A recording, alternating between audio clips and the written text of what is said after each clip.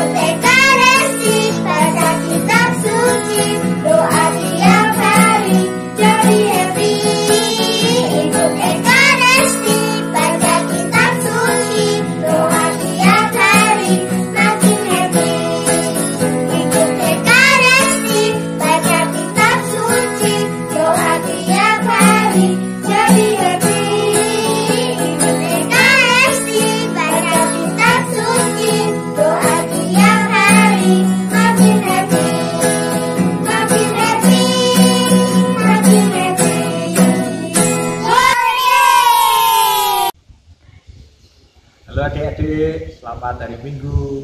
Pada hari Minggu ini tanggal 22 November kita memperingati Hari Raya Kristus Raja Semesta Alam. Hari ini Romo akan menyampaikan tentang kenapa Tuhan Yesus disebut sebagai Raja. Sebetulnya itu sudah Romo sampaikan di komik ini. Ya, di dalam cerita komik ini, Frater Ivan, tokoh dalam komik ini, mengajarkan kepada siswa-siswinya kenapa Tuhan Yesus disebut sebagai Raja. Nanti teman-teman bisa membaca dari halaman 70 sampai 77. Maka pada kesempatan kali ini Romo akan menjelaskan dengan berdasarkan pada komik yang sudah Romo buat. Jadi ceritanya Brother Ivan itu sedang mengajar kepada siswa-siswi kelas 3 SD yang saat itu tema pelajarannya adalah tentang gelar Tuhan Yesus sebagai Raja. Tuhan Yesus selain disebut sebagai Tuhan, selain disebut sebagai anak Allah, Tuhan Yesus juga dipercaya sebagai Raja. Kenapa begitu? Begini ceritanya. Pada zamannya Nabi Samuel, bangsa Israel berada dalam ancaman bangsa-bangsa asing, terutama bangsa Filistin. Karena itulah umat Israel pada waktu itu meminta kepada Samuel agar ia mengangkat seorang raja yang bisa memimpin umat menghadapi bangsa Filistin. Maka diangkatlah seorang pemuda Israel menjadi Raja Israel. Oke, adik-adik tahu enggak siapa raja pertama Israel? Siapa? Raja pertama Israel adalah Raja Saul. Betul sekali, Raja Saul adalah raja pertama Israel. Raja Saul menjadi raja pertama Israel selama beberapa waktu. Tapi karena Raja Saul tidak taat dan tidak setia pada Allah, maka Raja Saul digantikan oleh Raja Daud. Daud diangkat menjadi raja baru Israel oleh Nabi Samuel untuk menggantikan Raja Saul. Raja Daud berhasil mengalahkan bangsa Filistin. Ia bahkan bisa mengalahkan, tentu adik-adik ingat, bisa mengalahkan Goliat, prajurit raksasa Filistin sendirian dengan menggunakan ketapelnya yang luar biasa itu. Lebih dari itu, Raja Daud berhasil memperluas wilayah Israel sampai begitu jauh, sampai begitu luas. Pada masa inilah negara Israel mencapai puncak kejayaan. Karena keberhasilannya, Raja Daud lalu menjadi raja yang sangat dikasihi oleh umat. Daud menjadi raja ideal yang diidam-idamkan oleh umat Israel. Setelah meninggal, Raja Daud digantikan oleh anaknya sendiri, yaitu Raja Salomo. Kejayaan Raja Daud masih bisa diteruskan oleh Raja Salomo, tapi setelah Raja Salomo, Israel justru pecah dan sering kalah dalam menghadapi para penjajah. Kejayaan Israel runtuh dan puncaknya adalah bangsa Israel dibuang ke Babel. Inilah masa pembuangan Babel. Pada masa pembuangan Babel, umat Israel dengan didampingi oleh Nabi Yesaya dan nabi-nabi lainnya menantikan kedatangan seorang raja dari keturunan Daud yang akan membebaskan bangsa Israel seperti yang dilakukan oleh Raja Daud sebelumnya. Penantian ini dikenal dengan nama penantian akan datangnya Mesias. Teman-teman tahu pasti ya, Mesias itu artinya apa? Kalau belum tahu, Mesias itu artinya yang terurapi. Istilah ini menunjuk pada raja pembebas seperti Daud. Kenapa begitu? Karena semua raja Israel kalau mau diangkat menjadi raja itu harus diurapi terlebih dahulu. Nah, Tuhan Yesus itu juga disebut dengan Mesias. Itu berarti Tuhan Yesus adalah Raja Penyelamat yang dinantikan oleh bangsa Israel. Yesus dilahirkan sebagai keturunan Raja Daud yang dipercaya sebagai Raja Pembebas. Tuhan Yesus adalah Mesias, Raja yang membebaskan bangsa Israel dari penjajahan. Dalam arti inilah Tuhan Yesus disebut sebagai Raja. Jadi sekali lagi, kenapa Tuhan Yesus disebut sebagai Raja? Karena Tuhan Yesus itu tugasnya adalah membebaskan bangsa Israel dari penjajahan. Sama persis seperti tugasnya Raja Daud. Meskipun begitu, sifat rajawi Tuhan Yesus itu berbeda dengan Daud. Daud membebaskan umat Israel dari penjajahan bangsa lain dengan mengumpulkan prajurit dan berperang. Tuhan Yesus tidak begitu. Tuhan Yesus membebaskan umat dari penjajahan dosa dengan kekuatan kasih-Nya, yaitu dengan berkorban di kayu salib demi penghapusan dosa-dosa manusia. Begitulah ceritanya. Intinya, Yesus disebut Raja karena ia datang ke dunia ini untuk membebaskan umat manusia dari penjajahan dosa. Jika adik-adik ingin tahu ceritanya lebih lengkap, adik-adik bisa membaca kitab suci dari kitab 1 dan 2 Samuel dan juga dilanjutkan dalam kitab 1 dan 2 Raja-Raja. Hari ini kita memperingati Hari Raya Kristus Raja Semesta Alam. Yesus adalah Raja Damai, Raja yang tidak membawa senjata untuk berperang, tetapi Raja yang membawa damai, Raja yang membawa kasih bagi kita semua. Terima kasih, semangat selalu. Halo teman-teman, selamat pagi. Hari ini kita memperingati Hari Raya Yesus Kristus Raja Semesta Alam. Oke, sekarang kita sebagai murid Kristus, kita bisa mempersembahkan diri kita, atau mungkin bisa mempersembahkan barang-barang di sekitar kita, harta-harta benda kita. Tapi sekarang ini kita persembahkan mahkota kerajaan yang terbuat dari kardus bekas dan koran bekas. Pengen tahu gimana caranya? Yuk, ikut yuk. Itulah semangat hidupku. Children helping children motoku. Aku cinta Yesus. Tralalala, tralalala, hati selalu suka cita. Tralalala, tralalala, memuji Tuhan Yesus. Tralalala, tralalala, hati selalu suka cita. Tralalala, tralalala, memuji Tuhan Yesus. Aku bangga jadi anak sekami.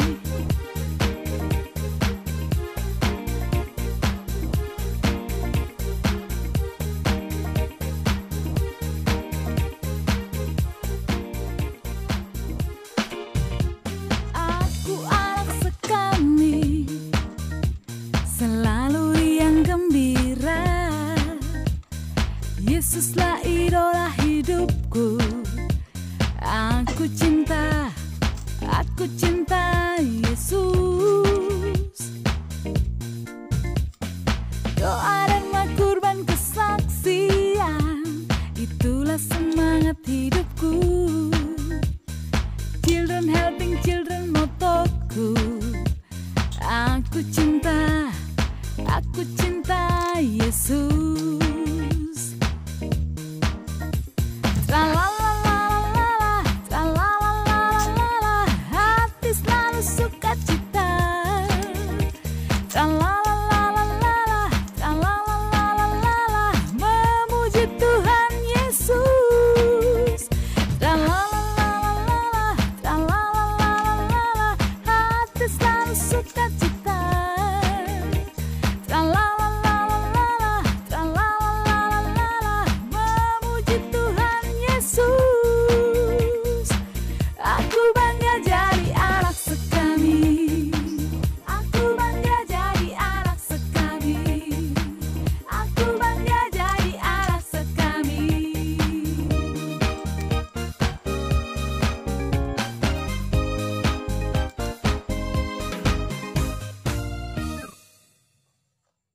Halo adik-adik, sebelum kita mengakhiri sekolah minggu pada hari ini, marilah kita berdoa bersama-sama. Dalam nama Bapa, dalam nama Putra, dan dalam Roh Kudus. Amin, amin, amin. Tuhan Yesus, terima kasih pada hari ini kami telah belajar mengenai cinta kasih dan menjadi anak-anak yang baik. Tuhan, kami ingin setia kepadamu dan selalu mengikutimu. Kami juga ingin selalu menjadi anak yang baik, bisa berbakti kepada orang tua, dan melayanimu juga sesama kami dengan penuh kasih sayang. Tuhan Yesus, berkatilah ayah ibu kami, supaya mereka selalu sehat dan bersemangat dalam mendidik kami, tetap menjadi anak-anak yang baik. Kami juga berdoa untuk teman-teman kami dan semua orang yang berada di dunia ini, supaya Engkau beri kesehatan dan Engkau bimbing selalu untuk menjadi orang-orang yang baik. Tuhan, terima kasih atas sekolah minggu pada hari ini. Berkatilah pula kakak-kakak yang telah mengajarkan kami tentang arti kebaikan untuk ditebarkan kepada sesama kami. Terima kasih Tuhan Yesus. Amin. Bapa kami yang ada di surga, dimuliakanlah namamu, datanglah kerajaanmu, jadilah kehendakmu di atas bumi seperti di dalam surga. Berilah kami rezeki pada hari ini, dan ampunilah kesalahan kami, seperti kami pun mengampuni yang bersalah kepada kami. Janganlah masukkan kami ke dalam pencobaan, tetapi bebaskanlah kami dari yang jahat. Amin. Dalam nama Bapa, dalam nama Putra, dan dalam Roh Kudus. Amin, amin, amin. Baik adik-adik semuanya, kita tadi sudah mengikuti kegiatan Sekami Online pada hari ini. Nah, jadi kita akan selalu menerima segala kebaikan Tuhan, Raja semesta alam. Asalkan kita selalu setia mengikutinya dan kita menebarkan kebaikan. Nah adik-adik semuanya, pada masa pandemi COVID-19 ini kita diajak untuk selalu mematuhi protokol kesehatan, yaitu dengan cara 3M: memakai masker, mencuci tangan, dan juga menjaga jarak. Nah, untuk itu tetap semangat, salam sehat, terima kasih, berkah dalam. Halo adik-adik, kami dari Kapel Bangunarjo. Yuk memuji Tuhan bersama kami.